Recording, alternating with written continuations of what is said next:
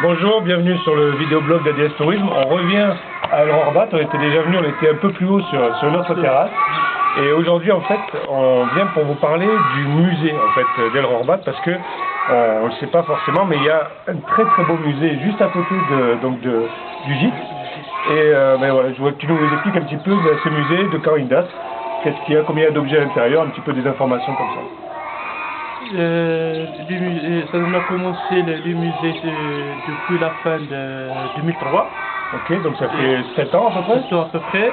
Des objets comme objets, il y a à peu près 1000 objets. D'accord. Donc 1000 objets, ce qui est rare quand même, hein, aujourd'hui de trouver autant d'objets dans un espace. Ils sont répartis dans 18 salles, ça? Oui, ils sont partis de... Non, 21 salons. Okay. Et chaque salon, c'est sous forme d'une petite exposition sur une activité contre les vallées sahariennes. D'accord, donc chaque salle, c'est une salle thématique. Thématique, oui. Et toujours avec une idée c'est-à-dire d'un homme, de quelqu'un qui vient du désert, en traversant qu'est-ce qu'il va traverser pour y arriver dans un hectare et quel est son objectif. C'est pour ça qu'on a commencé par l'agriculture, parce que la première des choses pour y arriver dans un hectare, c'est de traverser la palmeraie. Et après, il s'adresse vers un endroit de soupe. Donc le deuxième salon, c'est l'agriculture, c'est le commerce. Après, c'est l'artisanat, etc. Et puis il y a les habits, il y a plein de choses différentes. Jusqu'à la fin, c'est salon de thé. Voilà. C'est-à-dire sa visite, normalement le visiteur d'Exar, sa visite, ça va terminer vers un verre de thé. Un petit verre de thé dans la tour de guet. Dans la tour de guet. Ou à côté de la tour de guet. Oui.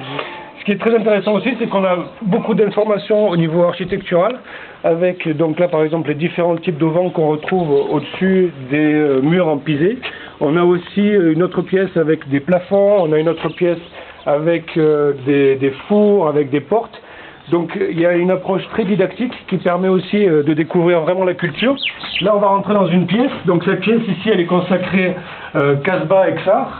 Donc ce qui est très intéressant, ce qu'on remarque directement, c'est à la fois on a des plans, des dessins, on a des magnifiques maquettes qui nous permettent vraiment de nous rendre compte, donc c'est des maquettes en poterie qui nous permettent de nous rendre compte de à quoi ça ressemblait avant. Et c'est toujours très simple. Pas beaucoup de textes, on lit, on a facilement en plus une approche avec des textes en différentes langues et on peut mieux comprendre aussi la richesse de la culture dans les oasis, dans l'Exar et tout ce qu'on peut trouver dans la région parce qu'il y a beaucoup aussi de cartes, il y a beaucoup d'informations comme ça. Oui, parce qu'on veut on veut bien laisser le client qui doit être plus proche de la réalité. D'accord. Et de ne pas raconter n'importe quoi. Très bien. Et tout à fait. Voilà. Et tout ce qui est exposé ici, c'est-à-dire on est responsable de tout ce qui est présent ici. Et chaque pièce est répertoriée, chaque pièce est inventoriée.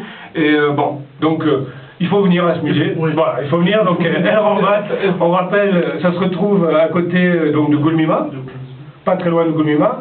On est à 50 km de Tinrir. Il y a 50 km de Tinrir, donc quand on prend la route de Ouarzazate et après qu'on va par exemple vers Erfoud, on passe forcément à côté d'El Rorbat.